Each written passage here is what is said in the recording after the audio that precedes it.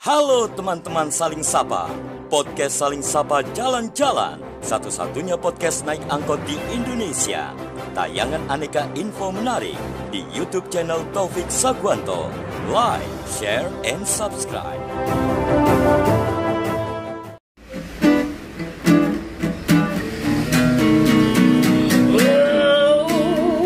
Jangan sedih, jangan muram, berikanlah sebuah senyuman. Ikutlah denganku kawan, podcast Saling Sapa Jalan-Jalan.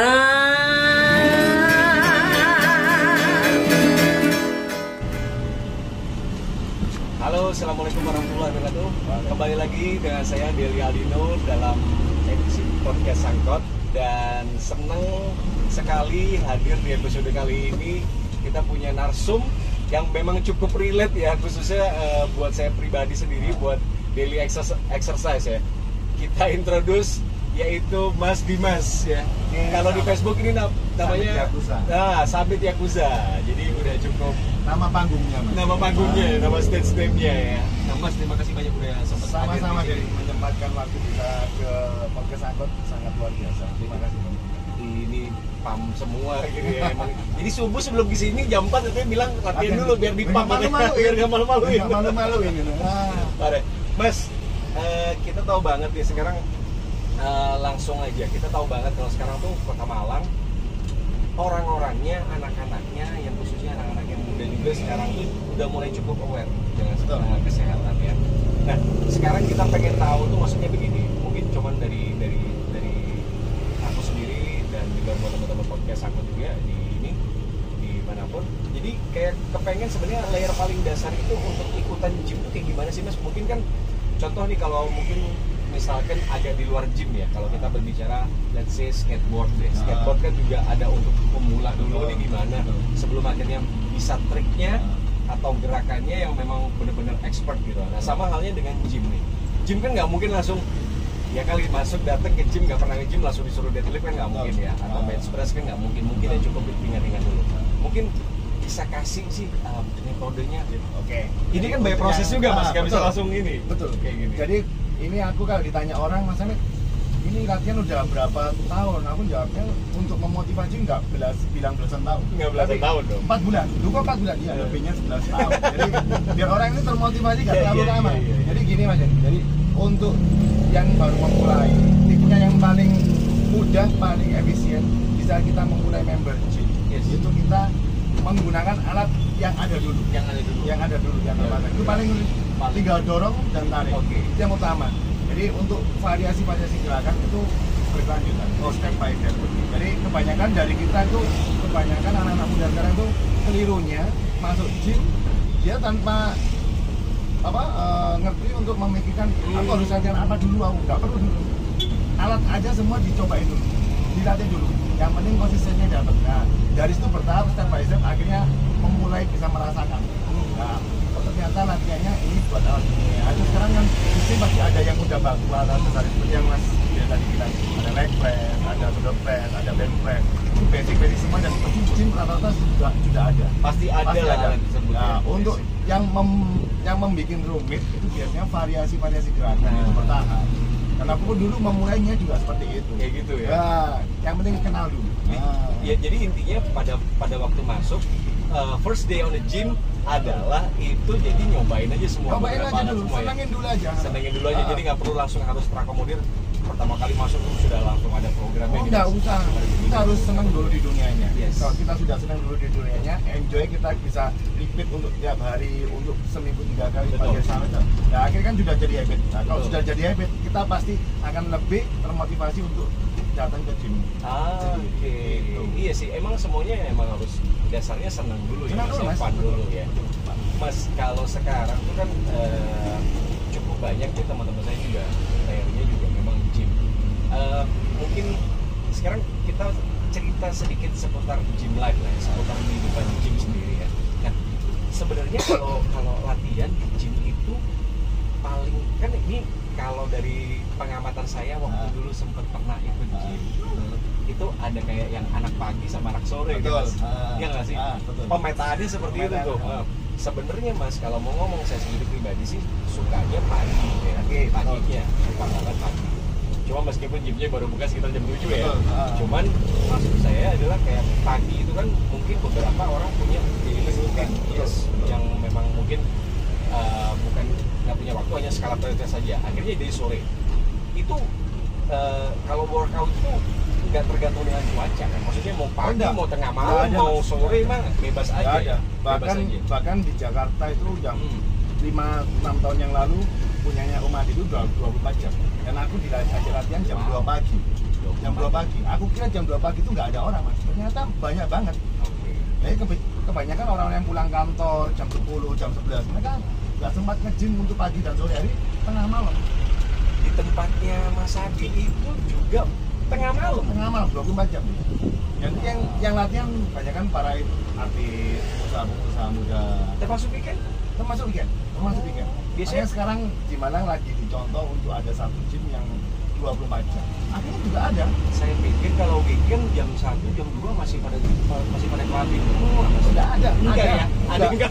Jadi gini, ada juga. Jadi untuk jam yang paling baik untuk kita nge-gym, itu yang penting kita sudah dapat waktu istirahat yang cukup.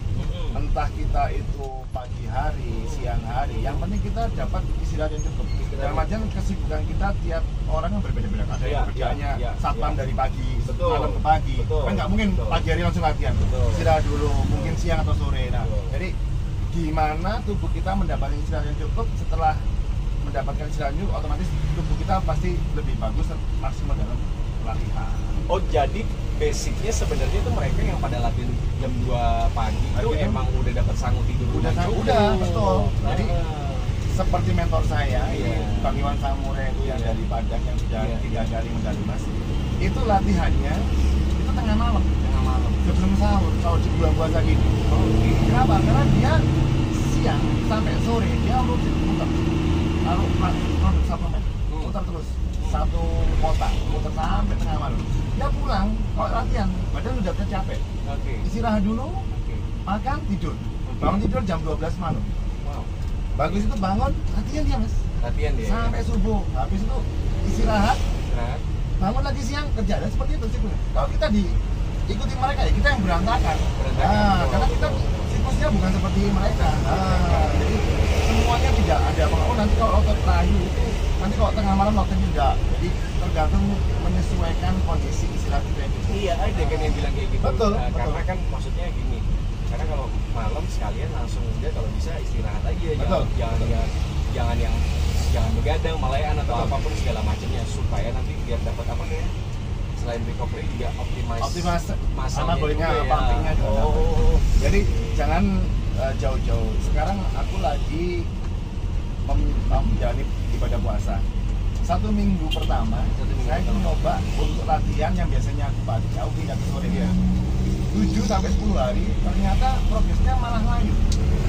Kenapa? Tubuh kita sudah dehidrasi dulu, Mas. Dari pagi ke sore. Otomatis dengan artian kita nggak mendekati menjelang buka puasa, latihanlah biar nyaman. Tapi hasilnya otot tidak pumping, layu. Kenapa? Tubuh kita udah membuang banyak cairan. Nah, ternyata kok prosesnya lambat malah. Aku balik. Kalau aku pagi kuat nggak ya? Ya, yang aku ganti sekarang pola makannya. Pola makan yang di sahur sama di berbuka puasa. Nah, kalau di sahur aku lebih banyak di kandungan high protein sama serat, sama yang lambat serat. Jadi protein yang cepat serat itu aku hilangin. Nah, jadi otomatis habis setelah sahur saat subuh, sekarang aku latihan jam 4 pagi sampai jam 5:30. Karena aku jam 5 sekarang udah mulai ngajar. Ternyata efeknya badan lebih fresh. Lebih fresh. Dan kita dehidrasi ke tanah air, kita masih bagus. Biasanya, kapan istirahatnya nanti? Istirahatnya biasanya aku setelah ngajar pagi sampai siang.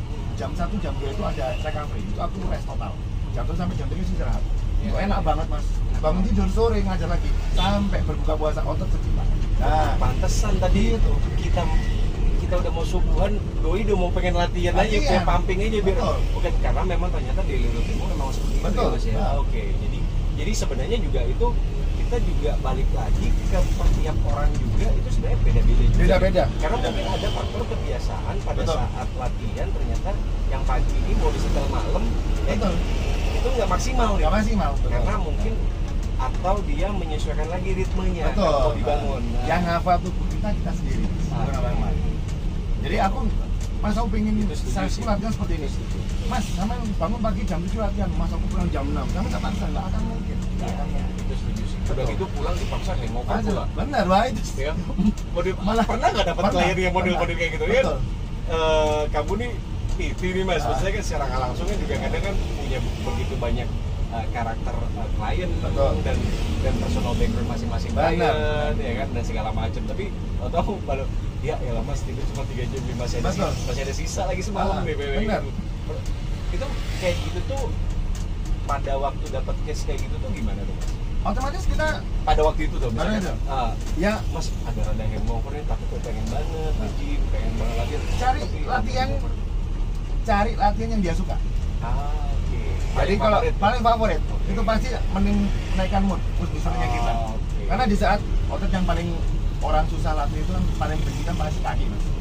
Kalau kita kondisi udah capek semua, Mas latihan kaki. Mereka udah nyawanya wes juga, aduh Mas malas semuanya. Jadi Iya, iya. kalau di saat orang udah capek, banyak pikiran kerjaan dan lain-lain, Mas aku pada tapi aku latihan. Otot yang kamu suka apa? Aku di seven, oke ya. Akhirnya apa? Mindsetnya kita itu untuk latihan itu ada. Banyak. Nah itu trik yang paling mudah tuh gitu. Jadi kembalikan lagi. Wah, padahal udah ada program nih. Hari Selasa bahu, hari Rabu back, hari Kamis dan lain-lain. Betul. Wah ini waktunya kaki nih. Tapi kondisi tidak memungkinkan. Nggak memungkinkan. Daripada nggak dapat apa-apa. Oke, cari yang mereka suka. Mereka Kalau kita suka kan akhirnya kan kita enjoy. Iya. Ah. Enjoy bebas. deh. Bebas. Ya, Nah, nggak- itu yang nggak- paling mudah itu. porsinya bisa lebih ya. Betul. Oke, ya benar sih, paling benar seperti itu. Sekarang gini Mas Amit, tapi kan kalau misalkan kita berpikir tuh maksudnya setiap gym setiap kita habis nge-gym atau bahasanya workout ya, exercise atau apapun itu segala macam, kita selalu maksudnya akhirnya jadi kayak gini.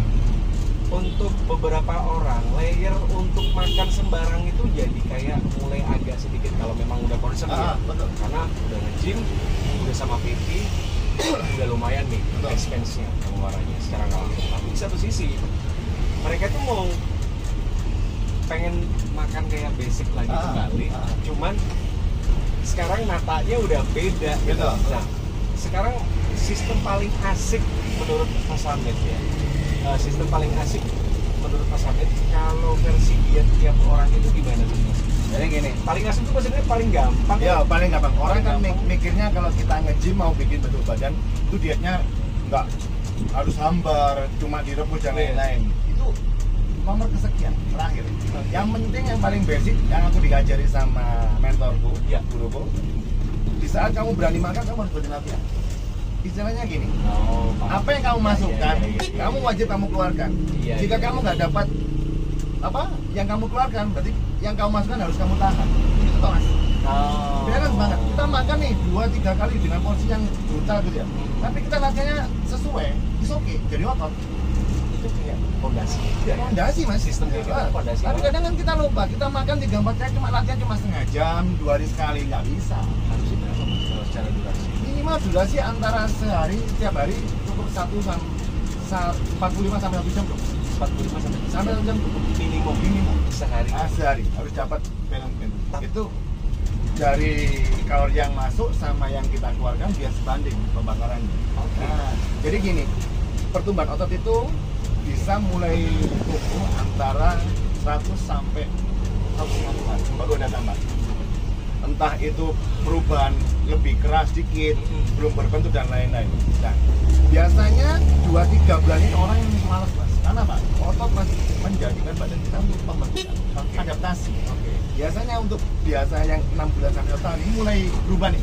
Oke. Nah, di saat inilah waktu orang biasanya bisa mulai konsisten. Karena apa? Oke. Hasilnya udah nyata. Udah kelihatan. kelihatan. Di saat kita badannya udah kelihatan, timbul rasa tanggung jawab sama diri kita masing-masing. Oke. Aku latihan, aku mangan ngawur, aku enak lah. Pasti timbul, kenapa?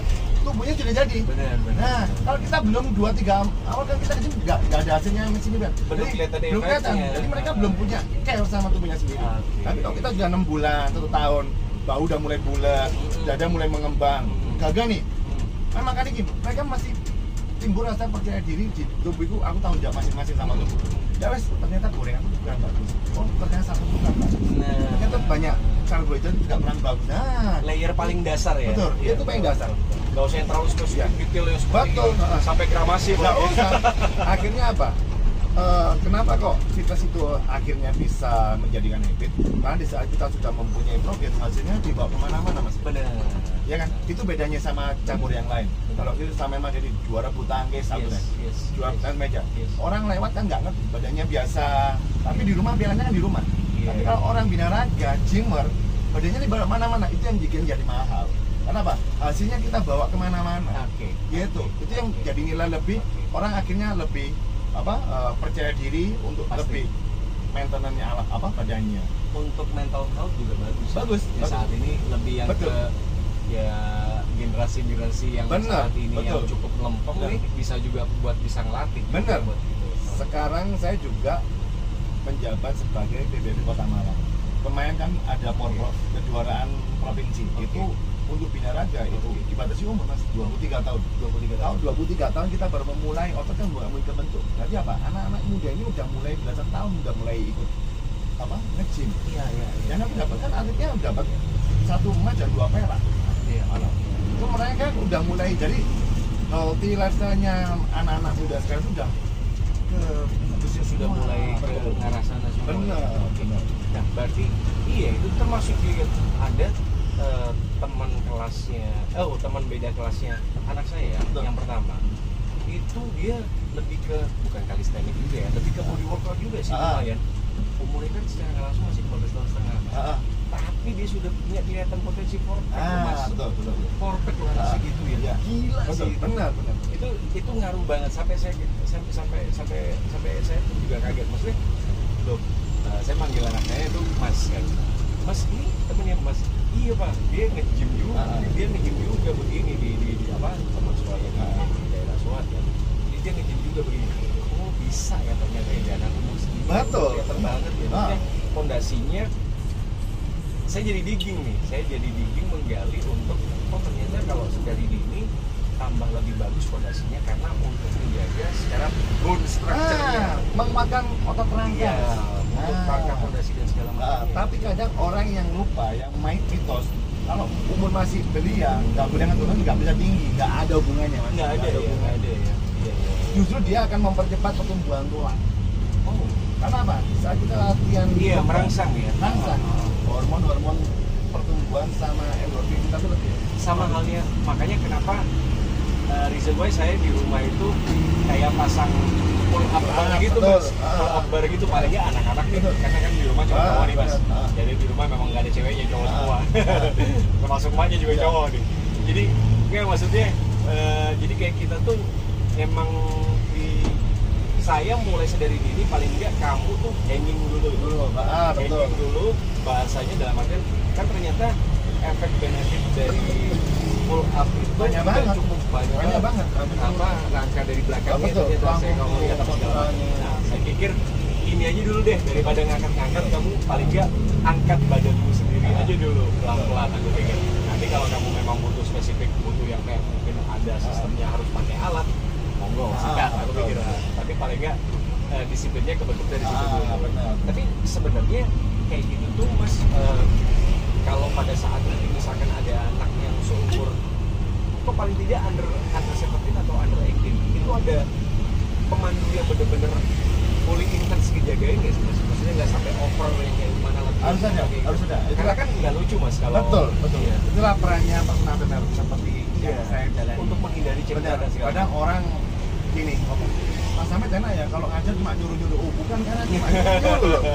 Tapi kita juga memperhatikan gerakan, kadar beban, skala wajah.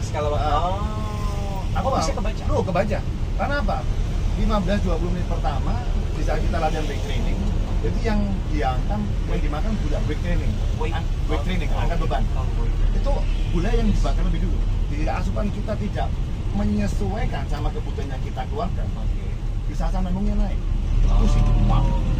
Kalau dibiarkan, terus nggak apa-apa, diminum nggak boleh. Justru dengan air putih yang kita minum, dia akan mempercepat proses asam lambungnya. Bisa pingsan kalau kita biarkan. Itu harus paham, Mas. Nah, itu tugas dari personal trainer, memperhatikan skala gerak, menanyakan kondisi setiap habis gerakan. Gimana gestur muka, gimana udah keringet belum, gimana ada mual, itu penting mas. Bukan sekedar cuma kita nyuruh ayo angkat, no, nggak seperti itu. Jadi every PT semua ini, khususnya yang ada di Kota Malang ini, memang hampir semua mungkin secara nggak langsung dibekali dengan pemahaman harus seperti ada. ini. Bukan cuma sekedar ngangkat ini Nggak bisa 2 set, 20 repetisi dan 2 set, Benar. nggak bisa cuma gitu doang ya. Kita harus tahu kondisi histori setiap klien mas. Orang ini pernah punya patah tulang lumbar, punya riwayat sakit apa dulu, ada yang punya hipertensi, itu gerakan-gerakan juga ada yang ke atas nggak boleh. Itu bisa diatur, Itu kita harus paham menyesuaikan. Jangan yang punya kita tensi rendah, banyak kepala di bawah sit up, cepat pusing, mual. Jadi menyesuaikan sama kondisi badan darah kita harus paham. Itu yang bikin kita agak rumit, yang membedakan punya quality sama value setiap itu di sana. Gitu. Ini keren banget. Jadi kita harus ngerti. Jadi orang untuk lihat mas, aku pengen latihan yang keras mah gampang, nggak beban tinggal nambah bisa. Tapi apa? Gerakan ini benar nggak? Semakin kita menambah beban, tingkat resiko cedera kita semakin besar. Benar. Akhirnya apa? Resiko semakin jauh. Kita kan maunya buat sehat, tapi akhirnya jadi cedera. Iya. Itu yang perlu kita tekankan. Ngaruh banget. Jadi Benar. berarti personal trainer itu bukan cuma sekedar maksudnya paham memang kadar angkat beban yang memang dilakukan oleh customer atau klien, tapi juga memang paham betul tentang semua nutrisi, sekaligus juga gestur, terus profile background dari klien juga memang harus dipahami. Itu masuk assessment. History medicnya juga masuk di assessment. Oh, keren sih, ini keren sih. Jadi saya belum pribadi nih layarnya karena memang masih baru tahu banget. Cuma teman-teman orang yang nge-gym sih banyak banget. Cuman yang sampai into seperti ini kan maksudnya emang ini ya, memang memang ternyata sekonsen itu ya, sedetail itu ya. Ini cukup jadi catatan juga buat saya mas. Karena pernah saya berbagai macam kita klien, aku hampir udah kalau di total mulai dari awal udah mulai ambil 1000-an lah, udah mulai ambil ribuan mulai 2013 ya sampai sekarang ya. Jadi berbagai macam profesi dan lainnya. Dan karakternya. Karakter udah banyak banget. Dan beberapa ini udah enggak yang sedikit yang berprofesi sebagai dokter kesehatan. Akhirnya kita bisa bertukar ilmu. Yang dokter aja mempercayakan kesehatannya kepada saya. Saya nggak tahu kenapa nggak harus bertanya. Nah, kebanyakan dari trainer mas, personal trainer itu kebanyakan kita tuh merasa paling tahu sendiri, paling benar sendiri. Nah, itu kebanyakan. Oh, kita harus tahu, kita ditanya ini kita harus jawab ini, enggak. Seharusnya kita nggak perlu menjawab di saat kita tidak di ruang yang benar-benar kita paham. Jadi kita kapan kita membedakan saatnya bisa menjawab, kapan saatnya kita harus menjawab. Nah, paham. Jangan sampai yang kita ditanya anatomi tubuh, penyakit, otot dan lain-lain, setiap tulang dan yang ternyata yang ditanya, yang tanya dokter tulang, ortopedi. Malu kita mas. Nah, kadang itu kita tuh merasa paling jago. Itu kebanyakan yang sekarang tak tekan. Ngapain aku tanya yuk? Sekarang seperti yang adik saya bawa saya jadi dia nutrisi. Iya. Aku lupa di nutrisi nih. Aku tanya dong, sekarang apa perpaduannya nutrisi ini? Gini mas, saya bantu dah. Jadi gitu. Jadi kita tuh wawasan terus berkembang. Nggak jangan stuck di aku udah merasa juara nih, aku atlet. Oh enggak. Kita akhirnya kita nggak akan pernah bisa mengorangkan orang gitu. Gitu. Dasarnya memang sebenarnya gini, yang menarik itu cukup menarik adalah begini. Mas Rami tadi kan bilang secara langsung memang inginnya itu maksudnya sebenarnya bukan ruang lingkupnya dan kapasitasnya dia untuk bisa menjawab. Betul. Harusnya karena berbeda ya, mungkin kadang PT belum tentu juga secara tidak langsung nutrisionis atau dokter spesialis di bidang nutrisi atau segala macam. Atau di penyakit dalam atau segala macam karena mungkin cukup tahu seperti itu. Tapi kan akhirnya beberapa orang ini yang ada contoh kasusnya adalah mereka berani untuk menjawab, akhirnya salah dan juga cukup ada multiple effect-nya setelah melakukan seperti itu kan, bahaya juga ya mas ya. Gitu. Berarti keren sih, memang lebih akhirnya sampai dengan detik ini pun Mas Hamid juga tetap untuk berusaha enrich yourself untuk tetap berusaha. Maksudnya gelasnya kosongin aja dulu.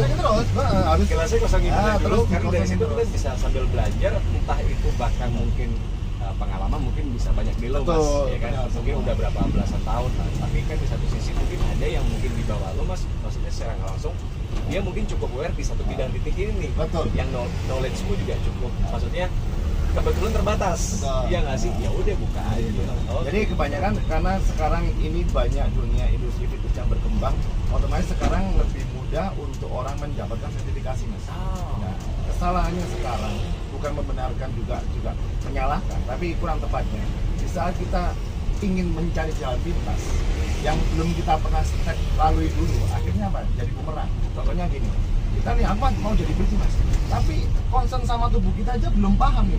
Tubuh kita belum pernah ke titik sampai orang mau sehat dilihat looks good gitu loh, looking good, masih fat, masih gemuk, tembem tambun. Tapi kita ambil karena punya uang, kita ambil sertifikasi, oke aku dapat sertifikat, aku boleh gitu. Nggak semerta-merta seperti itu. Oke. Kenapa? Kita juga harus bisa mengubah diri kita dulu sebelum kita bisa mengubah orang lain. Kita butuh waktu. Dari mana? Dari pengalaman dari kamu dulu. Nah, gitu.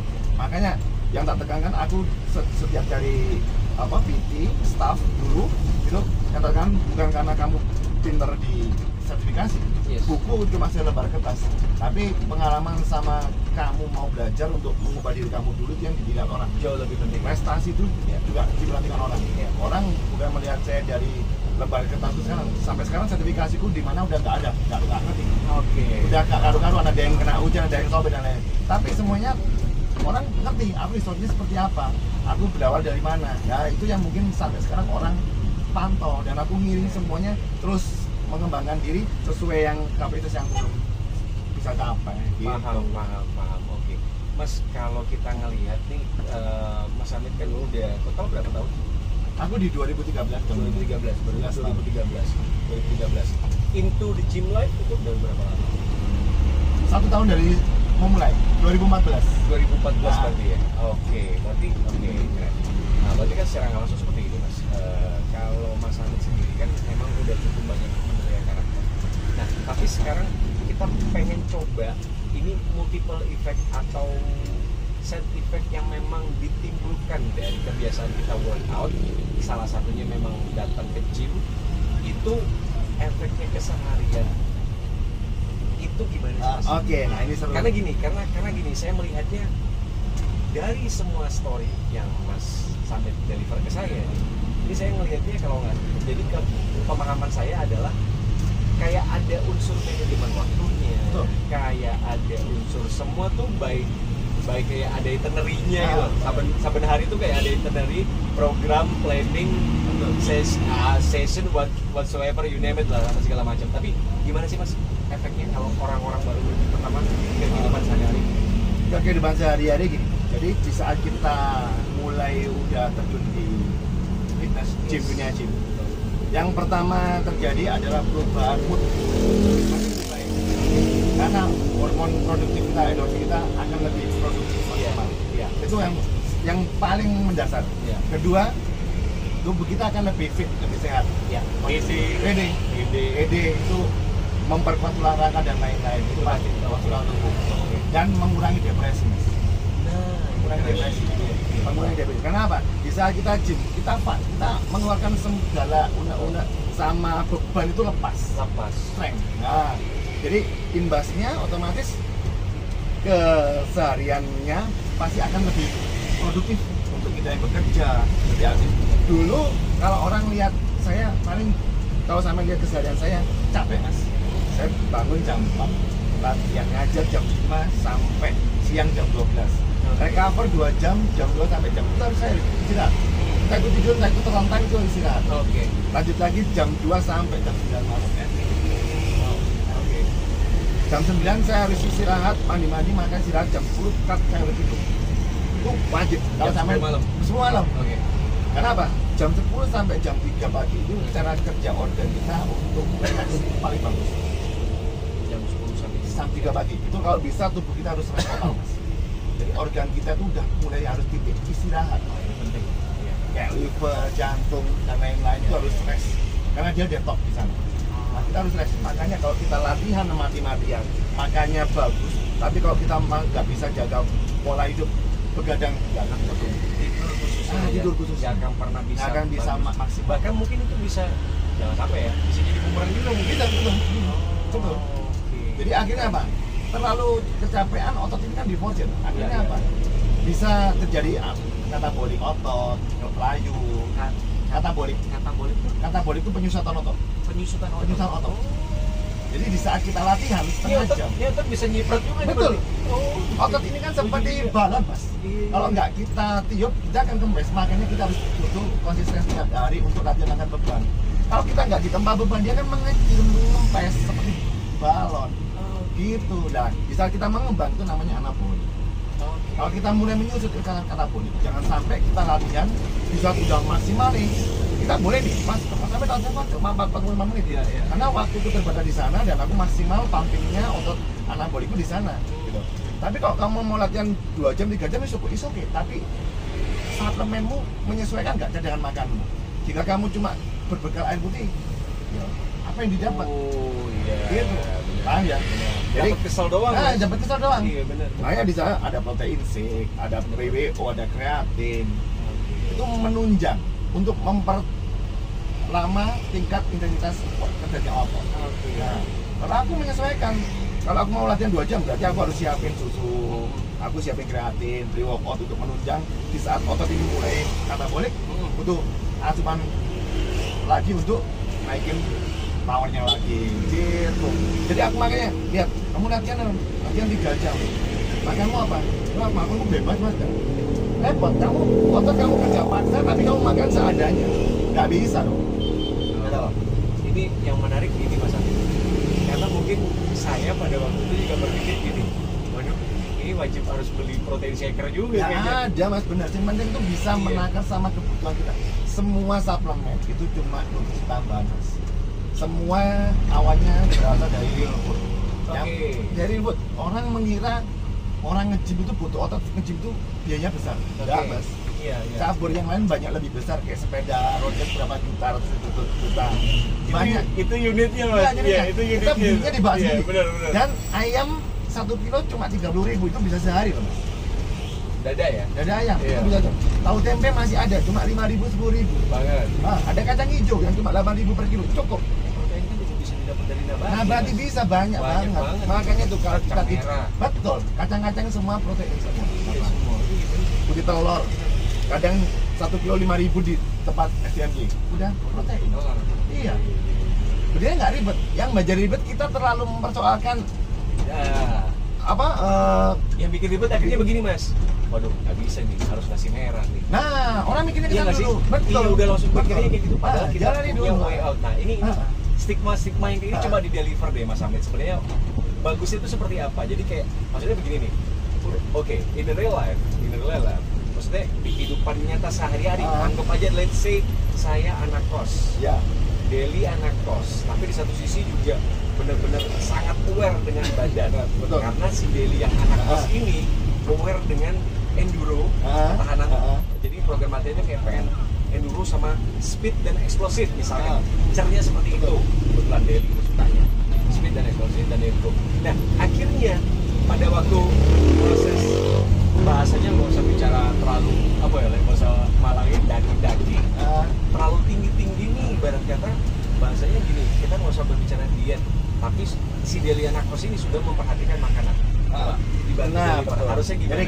Jadi kebanyakan anak kos kan kita sibuk untuk bingung untuk cari makan yang menyesuaikan banget. Padahal ya, Karena kan kita anak kos nulisnya warteg, betul. Mas. Betul.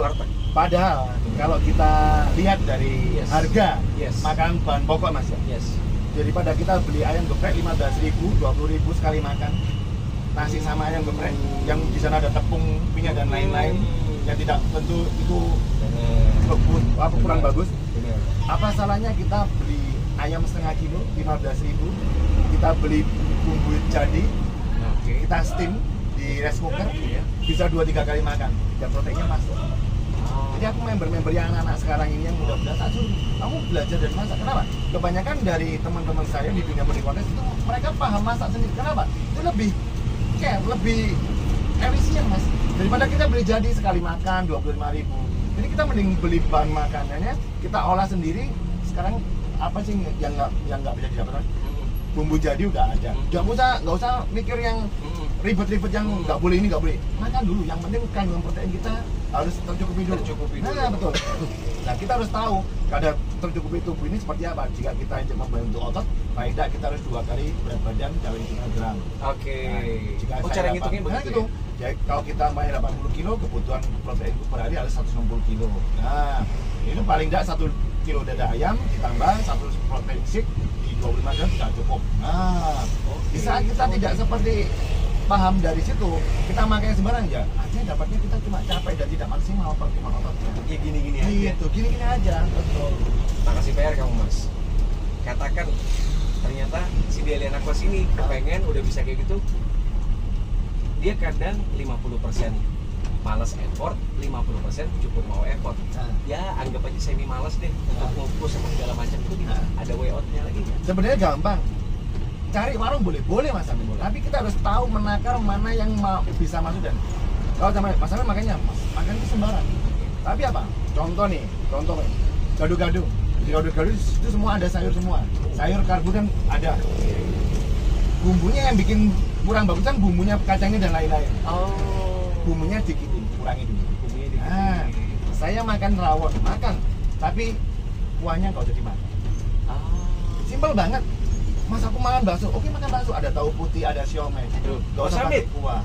Rawon itu ya ambek dudui Mas. Nah, makanya kok gak ono dudui ya, ibarat kata nih. Betul. Ini pakai kuah nih. Gila, kuahnya kalau bisa banjir kuahnya ya kan. Ini gimana terus Mas gitu. Jadi yang bikin kita karena dengan lemak. Taste lidah kita kan udah terbiasa dengan rasa garam. Padahal kita cuma butuh sekedar rasa saja, nggak semuanya yang kita makan. Paham ya. Jadi nyampe di lidah doang. Dagingnya udah direndam di. Itu ada kaldu dan lain-lain yang banyak lemaknya dong. Makan ditiris-tirisin aja. Saya makan mie instan. Tanya nih kan yang bikinin 2 mie instan. Tapi kuahnya diem Mas. Yang bikin kita radikal bebas kan kuahnya. Benzoat dan kawan-kawan yang kurang bagus. Berarti mie goreng? Mie goreng kan, kalau mie goreng aku kurangi bumbunya. Iya. Separuh. Dikurangi dikit, betul. Iya, saya dari SMA sih. Kalau udah nasi mie goreng, paling enggak kalbunya jangan tambahin nasi, tambahin proteinnya. Ayamnya, harusnya mungkin telur kan. Betul. Setengah matang boleh. Nah, itu aja. Yang penting kita tahu kadar proteinnya yang masuk sama kadar karbonya yang masuk dan kalau tinggi di kanan. Sebenarnya nggak ribet banget. Ada, Mas, ada dekat kos ada sate ayam, nggak apa-apa. Nggak usah bumbu kacangnya, bumbu kecap aja.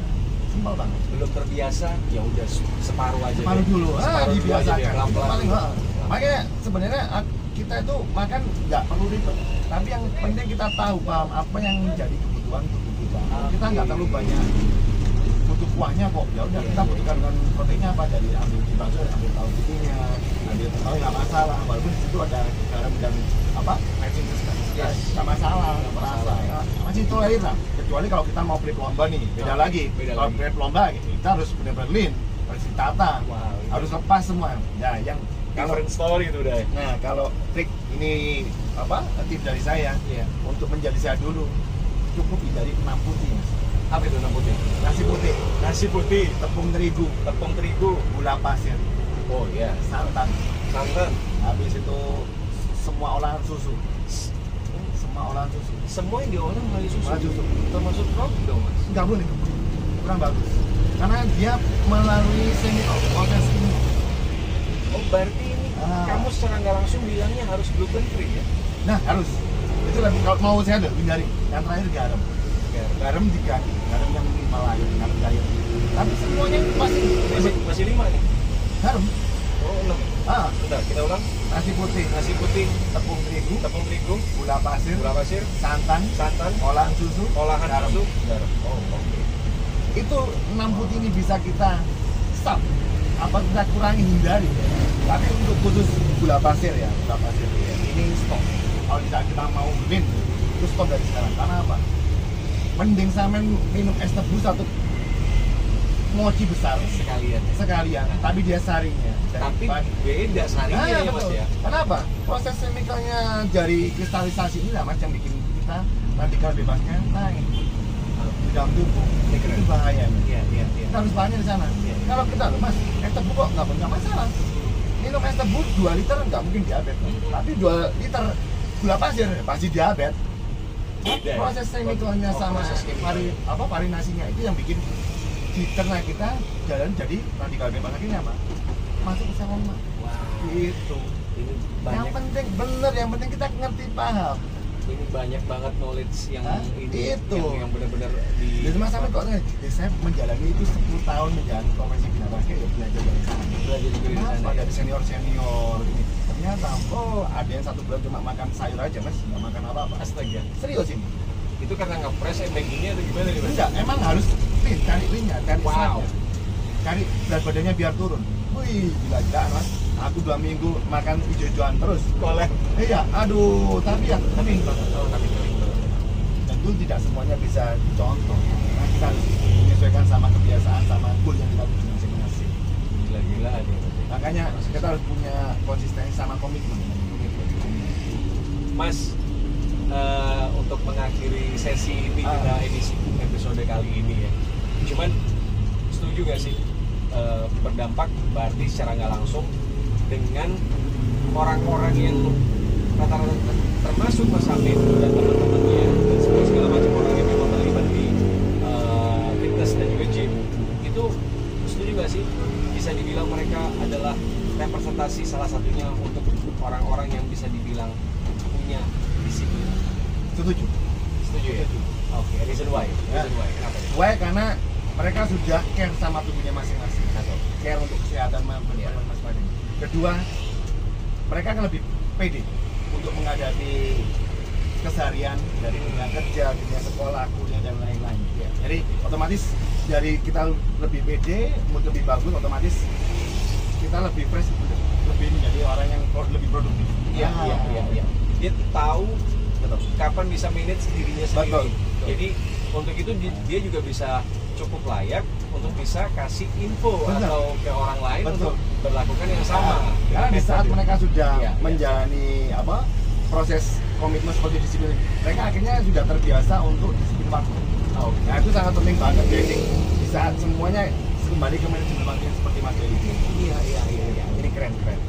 Ini sedikit cerita Mas, cerita dari ruang lingkup teritori saya ya, circle saya.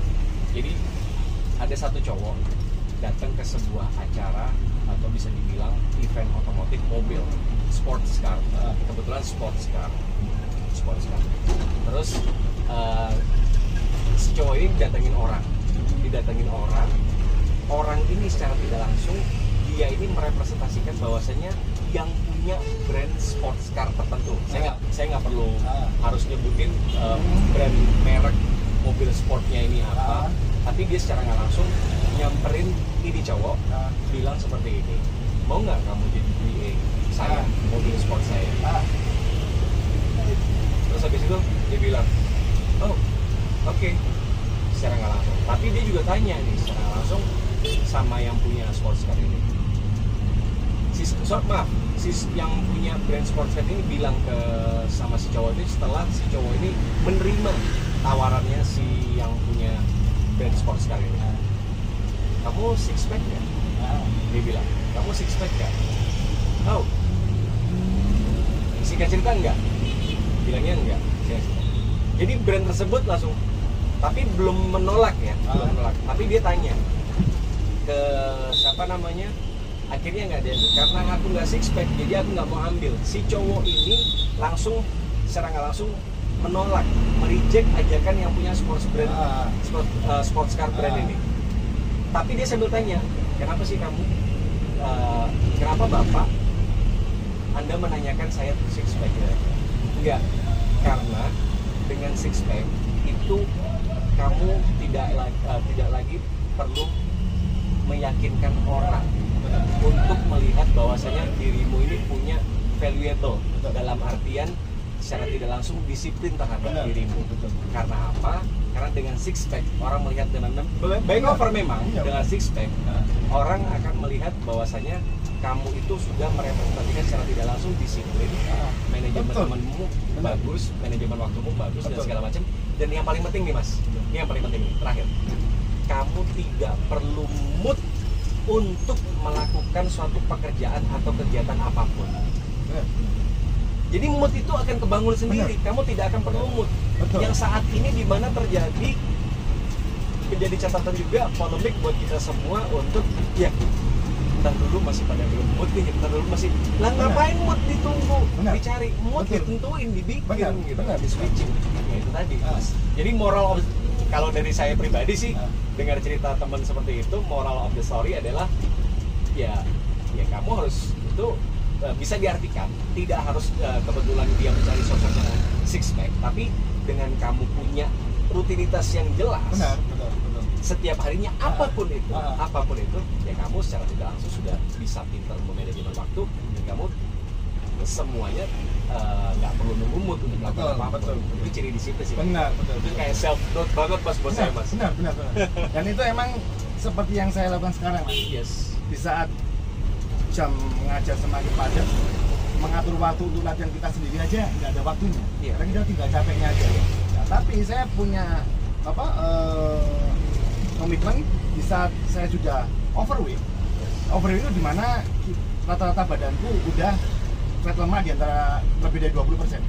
Itu aku harus cut lagi. Karena apa? Orang melihatku datang percaya karena mereka lihat badanku. Kalau tubuhku nggak aku rawat kembali, apa yang mereka percaya dari saya? Ya itu aku akhirnya harus cut lagi, aku harus diet lagi, aku perbaiki lagi. Itu menjaga maintenance. Maintenance itu yang penting, Mas, mempertahankan. Maintenance itu yang paling mahal. Paling ya? mahal. Paling soro ya mas. Soro. Jadi jangan kalau kita prestasi mah, aku dulu pernah juara dulu, gampang. Tapi mempresentasikan, mempertahankan badan ini tetap terlihat bagus untuk orang biar tetap trust ke kita. Cerita itu ya lain. cerita lain. Itu susahnya di sana. Mas Hamid, closing statement mungkin bisa kasih teman-teman podcast podcast angkot di rumahnya.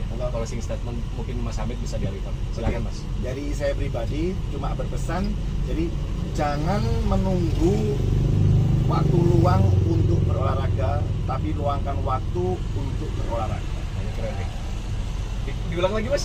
Jangan menunggu waktu luang untuk berolahraga, tapi luangkan waktu untuk berolahraga. Skala prioritas seperti ya. Betul. Nah, jadi nonsen buat semua orang kayak tadi kita ngobrol di belakang tuh Mas, yang di atas kan secara nggak langsung bukan tidak punya waktu, tapi hanya skala prioritasnya aja yang diganti. Benar. Ya nggak sih? Iya. Oke. Iya. Oke. Ini seru banget sih. Kalau tadi saya nggak berusaha untuk nge-cut sendiri, ini bakal overtime ini. Panjang overtime. Sebenarnya dari semua recap yang saya coba deliver nih Mas ke Mas Hamid, sebenarnya udah cukup saya pangkas sendiri nih Mas.